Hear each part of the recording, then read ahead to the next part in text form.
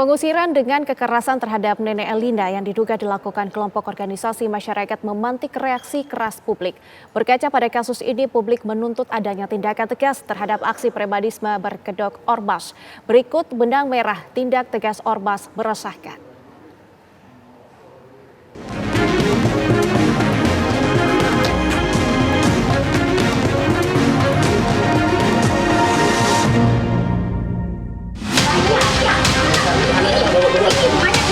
Nenek ini diseret-seret, barang-barangnya sampai sekarang dikeluarkan secara paksa.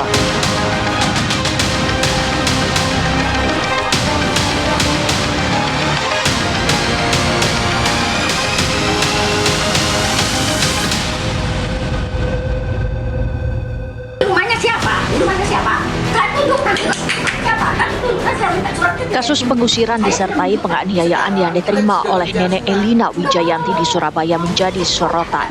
Seorang perempuan yang usianya hampir 80 tahun ini harus menghadapi kenyataan pahit, diseret, didorong, dan dipaksa angkat kaki dari tempat tinggalnya sendiri. Perilaku premanisme yang dilakukan oleh sekelompok orang yang diduga berasal dari organisasi masyarakat tak pelak membuat darah publik mendidih. Rasa keadilan semakin tercoreng setelah eksekusi rumah juga dilakukan tanpa melalui proses pengadilan. Video demi video pun turut meramaikan jagat maya, mempertontonkan tindakan arogan sejumlah pria terus-menerus mengintimidasi Nenek Elina. Reaksi keras akhirnya tak terelakkan. Ratusan massa yang mengatasnamakan Forum Pemuda Surabaya menggelar unjuk rasa mengutuk aksi premanisme para oknum yang semakin meresahkan. Jangan sampai ormas yang terlahir karena memiliki ideologi dan nilai-nilai mulia malah menjadi tempat berlindung para preman yang bisa dengan leluasa melakukan tindakan di luar batas kemanusiaan terhadap seorang nenek tak berdaya. Ibarat transaksional, ada permintaan maka ada pula penawaran. Apalagi masih saja ada pihak-pihak yang memanfaatkan ormas sebagai algojo untuk menindas kaum lemah. Jadi kalau dibilang ke depan apakah berbahaya, ya akan berbahaya jika tidak dikendalikan. Dan menurut saya yang dibatasi itu bukan pengusahanya, tapi yang dibatasi adalah ormas-ormas yang memberikan atau menawarkan jasa untuk bisa memperlancar, mempercepat proses usaha dengan cara yang tidak tepat atau tidak layak. Sebuah organisasi masyarakat umumnya terbentuk karena adanya kesamaan aspirasi, kehendak, kebutuhan, minat, dan tujuan.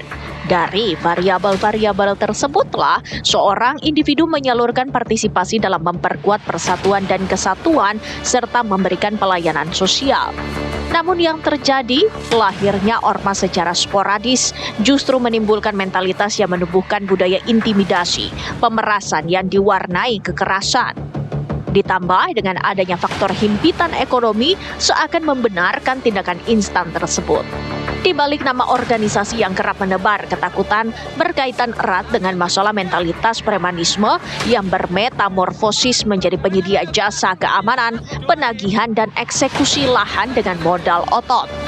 Ormas yang seharusnya memiliki fungsi utama sebagai wadah pelayanan publik justru berbalik menciptakan ketakutan. Jadi ini permasalahan mentalitas ya, saya kira yang harus menjadi perhatian bahwa sejumlah orang ya itu memang belum siap untuk bekerja keras untuk mendapatkan hasil ya.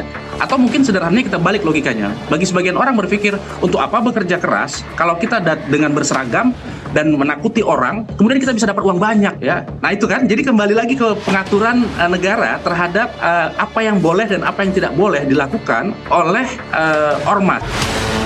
Berbagai tindakan premanisme dari sekelompok orang yang diduga berasal dari ormas menjadi sinyal bahwa ruh organisasi masyarakat yang bertujuan untuk memperjuangkan kepentingan publik telah bergeser.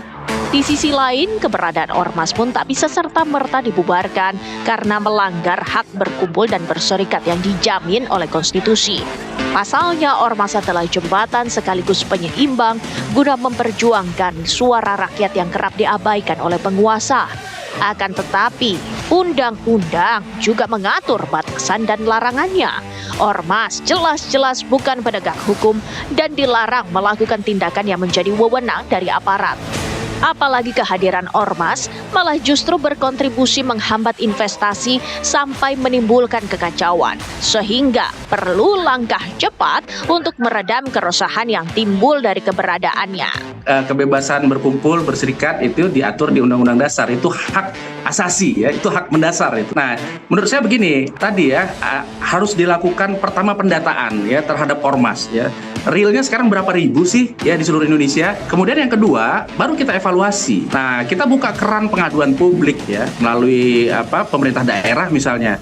Bagaimana sih sebetulnya kiprah ya atau kinerja dari ormas ini ya, karena semua ormas, namanya ormas itu pasti landasan awalnya adalah membantu masyarakat, mengorganisir agar masyarakat itu terbantu, kehidupan masyarakat menjadi lebih mudah, kesejahteraan itu lebih cepat tercapai. Kan itu di atas kertas ya, tapi kemudian harus dievaluasi. Jadi yang pertama didata, yang kedua dievaluasi, baru ada tindakan koreksional, bisa bersifat teguran, bisa bersifat anjuran ya. Nah, baru yang terakhir adalah memang kalau terpaksa sekali ya ditutup ketika memang itu sudah ada di laporan polisi misalnya dan sebagainya. Pengusiran paksa dan pembongkaran sepihak rumah Nenek Elina membuka mata pejabat daerah untuk mengambil tindakan yang mengecam segala bentuk kekerasan.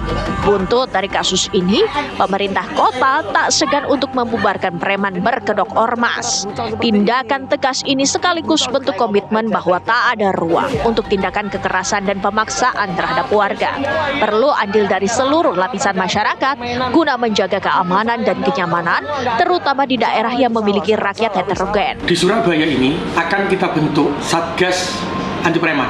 Yang di sana itu ada TNI, ada Polri, dan ada seluruh suku yang ada di kota Surabaya. Jadi Surabaya ini harus aman. Maka insya Allah kita ada tempat di pemerintah kota Surabaya yang itu adalah Satgas anti preman. Semua asabila. Jadi janganlah kita itu mempunyai satu kerukunan beragama, kerukunan kesukuan, kerukunan ras, atau kerukunan yang lainnya. Di Surabaya ini adalah heterogen. Semua terbuka. Jadi marilah kita benar-benar, marilah kita bersama-sama untuk menjaga Surabaya.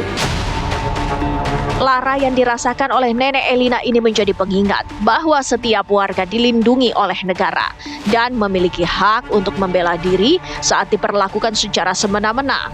Organisasi masyarakat yang dibentuk karena memiliki tujuan mulia dan berlandaskan solidaritas sedianya tak dimanfaatkan oleh pihak-pihak yang ogah berurusan dengan hukum.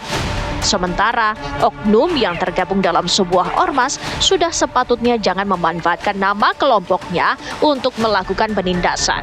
Karena sebagai negara yang berlandaskan hukum, ada aturan yang harus dikedepankan sebelum melakukan tindakan yang merugikan.